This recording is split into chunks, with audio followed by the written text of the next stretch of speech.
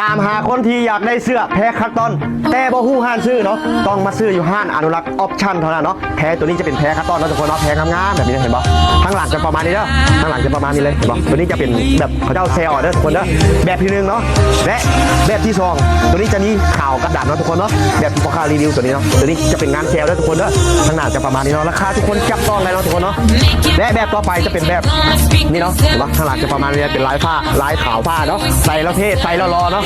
และแบบต่อไปเนาะจะเป็นแบบนี้เนาะทุกคนเนาะสีขาวเด้อตัวนี้จะเป็นงานพระเจ้ายิบเนาะเป็นงานสกินเนาะข้างหลังจะประมาณนี้เลยเห็นป่ะ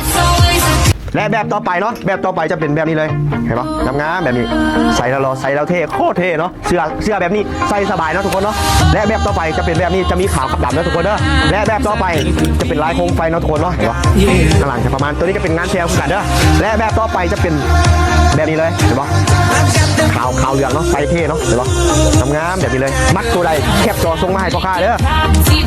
สำหรับลูกค้าอยู่ต่างแข่งเนาะห้างพ่อค้ามีเก็บปลายทางทั่วประเทศเรา18แข่งเนาะสนใจแบบใดพิมพ์เข้ามาสนใจมาเด้อผู้ใดไว้ผู้นั้นได้เนาะหน้าอดเด้อทุกคนเด้อ